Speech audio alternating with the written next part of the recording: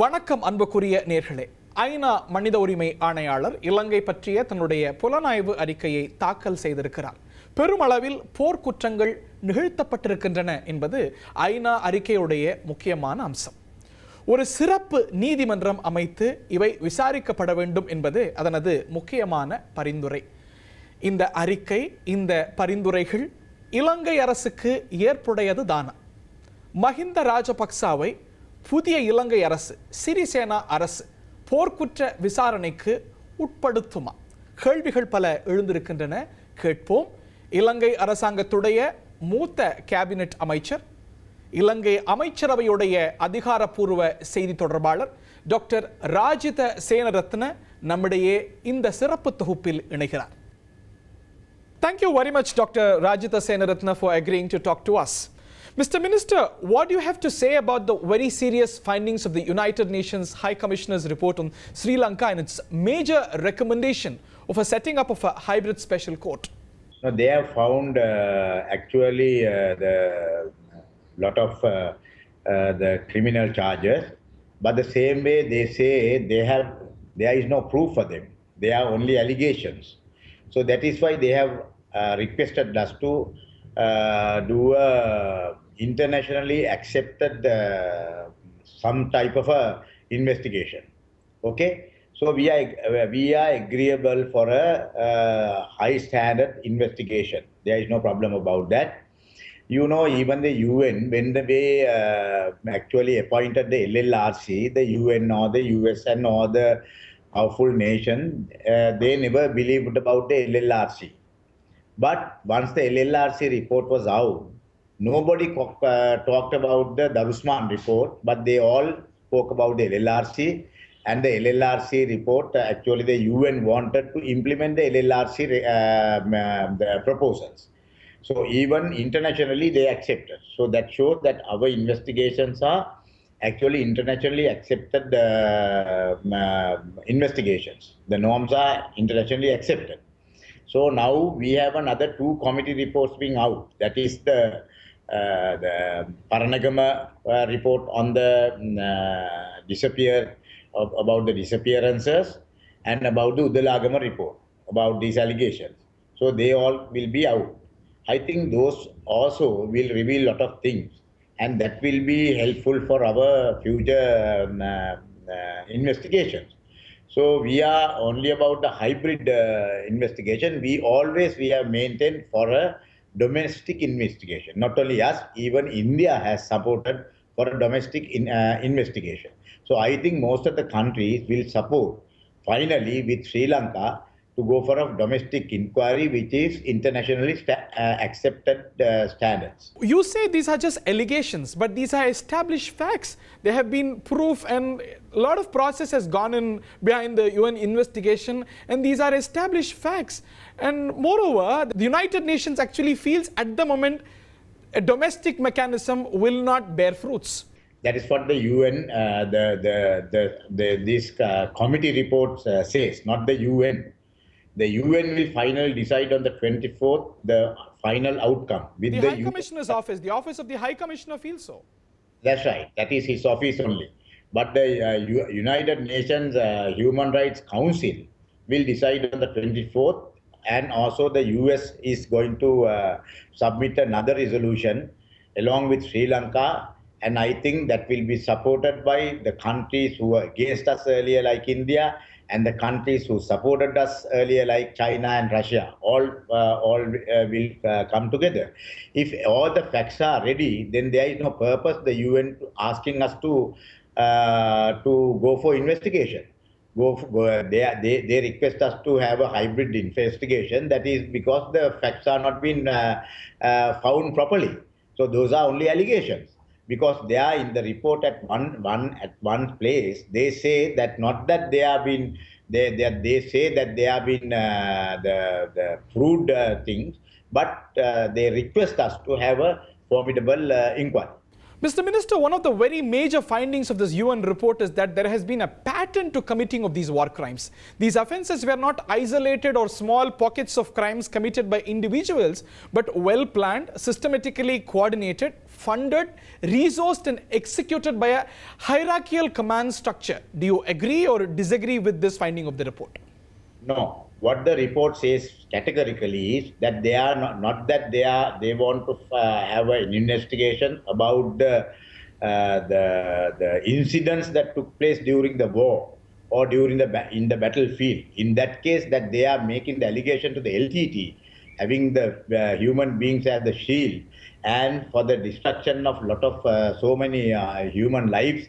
That actually they are making the allegation to the LTT, not to the government forces. The findings are on both sides. They say there is strong evidence to suggest there have been human rights violations committed by both the sides. With regards to the Sri Lankan side, there has been a hierarchical command structure to the committing of these crimes. These were not just pockets of incidents. No. What they say is that is one thing is that is not what the incidents took place in the battlefield, but outside that. That is what they have categorically stated in the report. That they say that the other killings other than during the war and also sexually violated incidents.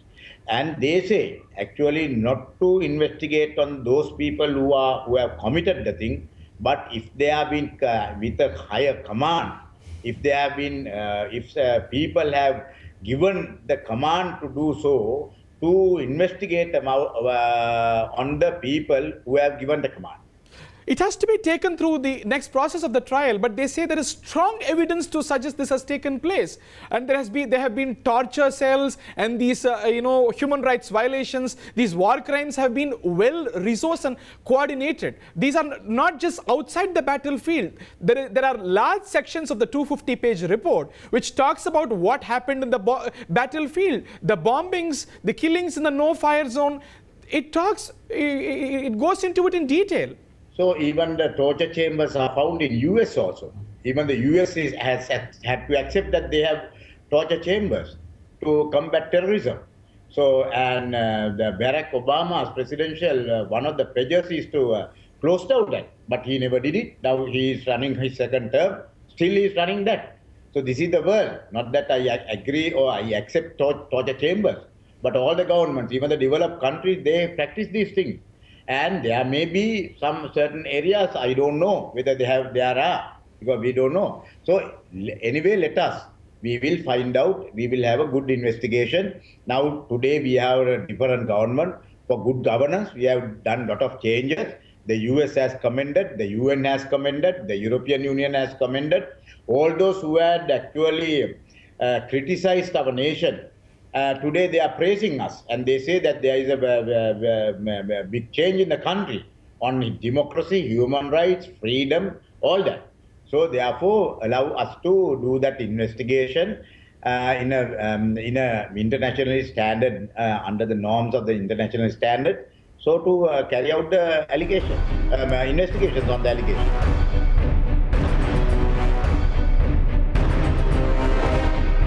Though you say, there has to be an investigation that has to be domestic with a domestic jurisdiction, just with an international participation, the Office of the High Commissioner believes Sri Lanka and the laws and the legal system in Sri Lanka at the moment is not competent to handle such crimes, prosecution, and the trying of such crimes, such grave crimes. That he was still talking about the legal system under the previous government. If the same commissioner, I don't know whether these are the writings done during the last government or after the government with the new government. With the new government, anybody understand what the judicial system is. Now today, even most of the decisions taken by the Supreme Court is against the government. So that independence is there, that freedom is there. So you can't compare according to the previous government's judicial system and to make actually recommendations on the present judicial system. The same way the UN also, that is what I said at the beginning, even the UN said the same things about the LLRC at the beginning. It is But it is not about the way it functions. It is about the way it is designed. Especially the laws. Are they competent enough to handle crimes that are of grave nature that can be only tried by international humanitarian laws? They believe, for instance, genocide, crimes against humanity. Your laws are not fit enough or competent enough to try these crimes of such grave nature. This is what the United Nations High Commissioner for Human Rights believes. But the United Nations High Commissioner has never visited Sri Lanka. Or he has never. I don't think he has a good study about the judicial system about Sri Lanka. Even all the internationally recognized the judges associations and all the legal luminaries have commented about our judicial system. But there were limitations during the last previous government. Other than that, our legal system is very, very high standard. And that is why most of the international conferences are being held in Sri Lanka. And nobody has criticized about our legal system, other than the political interference. But now, today, the political interference is no more. So the judicial system can carry on their duties without any hindrance. For example, the evidence laws, these are not of international standards. These are certain major points that are being placed. So if our investigations are not internationally standard, why they accepted the LLRC report and wanted the government to implement all those the recommendations? But are you willing to amend your laws according with the international standards? Our laws are international standard. Only thing we have to practice it. That's all. Though the United Nations stopped short of saying it is a genocide, but the very establishment of the fact that these offences were coordinated and committed by various Lankan agencies suggests a very strong prima facie for committing of genocide. What do you have to say on this? It's a complete false statement about genocide. If you have studied about genocide, what had happened in Germany, what had happened in Kosovo, you can never compare this agony to a genocide. So there was no genocide, there was no command for a genocide. Even the Tamils in the entire country were living very peaceful. Only the war was actually taking place in the northern province. So how do you say that even the Tamil main political parties were attending the parliament and agitating for their demands in Colombo? How can there be, you say that there is genocide? And North and East is where Tamils live in large numbers. Experts believe war crimes and crimes against humanity on discriminatory grounds constitute genocide. But what has been identified and what has been established by this report has a very strong prima facie for this. No, in this report there is nothing mentioned about a genocide. Other than certain extremists, they call this genocide, but they are the people who don't know what is genocide. Those who know an iota of knowledge about genocide will never call this as genocide, because even during the wartime, enough international agencies were operating in the northern province, and medicine were provided. All the food was provided. Even our food was used by the LTT for their consumption. Our drugs were used by the LTT for their consumption. So if there is genocide, why the government was supplying billions of worth of food and drugs for the people of the north, including the terrorists? Mr. Minister, while the Office of the High Commissioner recognizes the positive atmosphere post the regime change, they also say even the Sirisena Ranil regime did not grant them access in the country for investigation. Why did you deny access to the UN team while you express willingness to cooperate with the agency? Is it not contradictory? Because as a country, we are against any international inquiry. We have not signed the treaty, even the UN treaty on that. Statute of Rome. So therefore, because we have maintained for decades that we are against any international inquiries, but we are ready to hold a very formidable inquiry according to the international standards. And we are ready to get advices also from the international experts. That is what even the previous government did by bringing foreign experts to the investigation of the Parnagama Commission. So there is no difference in approach as far as this matter is concerned between the previous Rajapaksa regime and this Ranil Sirisena regime. Can I understand that way? No, yeah, you can come and you can ask the Tamils in northern province, not the Tamils in the Tamil Nadu, whether there is a difference or not. Right? That is why even the TNA, all the moderates won this time, all the extremists lost the elections this time, and they elected all the moderates who are ready to talk to the Sri Lankan government and come to settlement. And those who agitated for international inquiries all were defeated in the northern province. And the same way, even the extremist diaspora, that time they called for protest against President Mahinda Rajapaksa, and they brought about 13,000 people and surrounded the hotel. This time the same extremists, they called for demonstrations against Maithripala Sirisena, the president, when he visited London. How much they got it? They got only about 130. That means about 100 of the payers. So that shows that our government has been accepted by the majority of the Tamil people, that we will do the correct thing to the Tamil nation.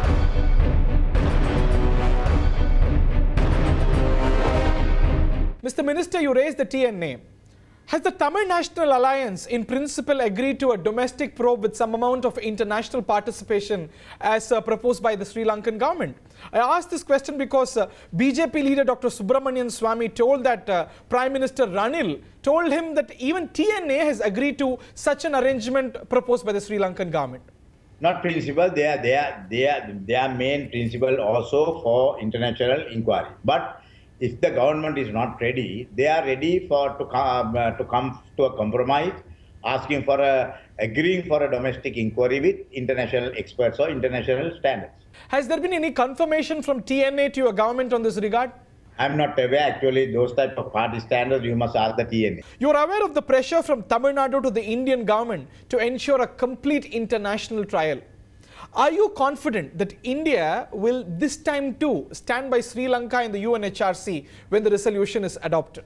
We are very, very confident that India will be with us this time. Was there any sort of confirmation from the Indian side that they will stand by you on the resolution?